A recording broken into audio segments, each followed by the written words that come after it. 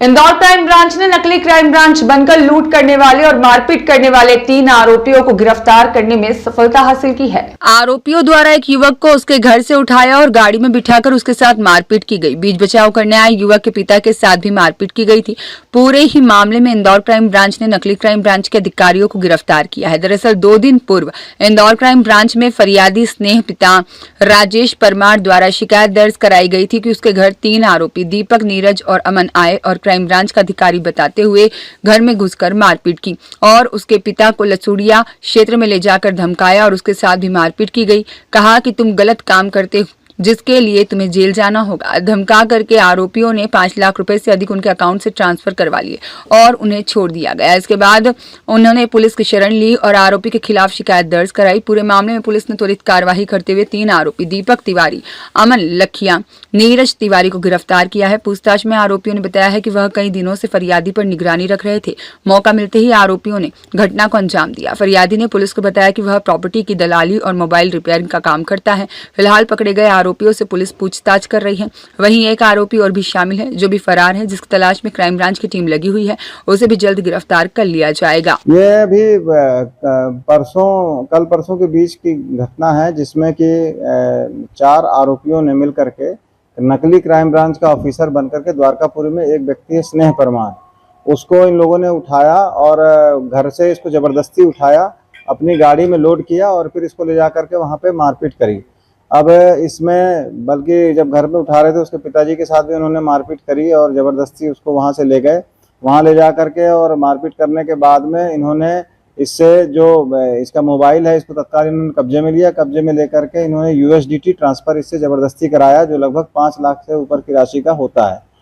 इसमें जब crime branch का, चूंकि उन्होंने क्राइम ब्रांच का नकली ऑफिसर बनना बताया था, तो इसको लेकर के जब फरियादी उनके कब्जे से छूटा तो ये इसने सीधे क्राइम ब्रांच में इसने जो इनके परिचित थे उनसे संपर्क किया और ये बात जब हमारे संज्ञान में आई तो हम लोगों ने जब इससे विस्तृत पूछताछ की तो इसने बताया कि इसका एक विवाद चलता है। सागर का इसमें एक और आरोपी है जो इसके साथ में क्रिप्टो ट्रेडिंग का काम करते थे और क्रिप्टो ट्रेडिंग के काम में इनके लेन देन का कुछ विवाद हुआ था, जो ये पैसा इसने कुछ नहीं दिया था।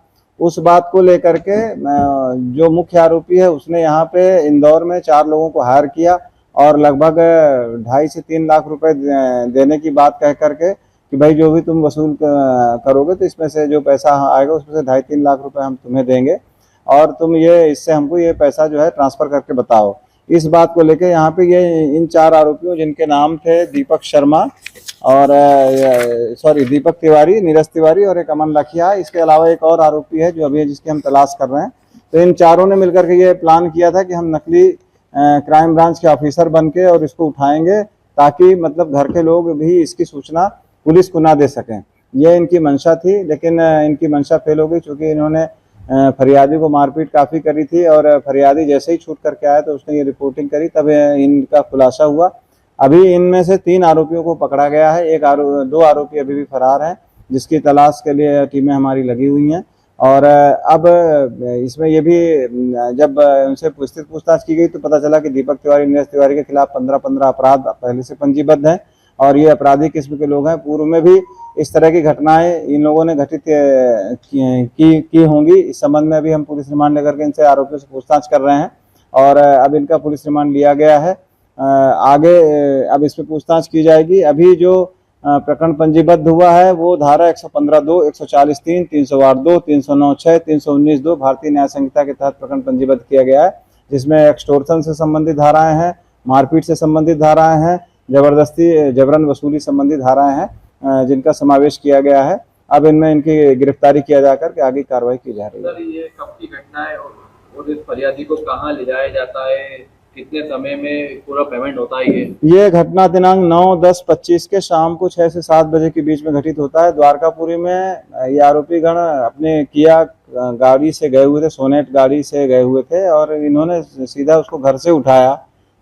जो स्नेह परमार जो फरियादी है उसको घर से ही उठा करके ले गए थे और एक ये कहीं ढाबा है, ढाबा के पास में इन लोगों ने उसके साथ पूरी घटना की, मारपीट करी, जबरदस्ती इसका मोबाइल छीना और इसके मोबाइल से पैसे ट्रांसफ़र कराए और जब ये उनके कब्जे से छूटा करीब 2-3 घंटे बाद तब इसने रिपोर्ट करी। रियाज खान की रिपोर्ट।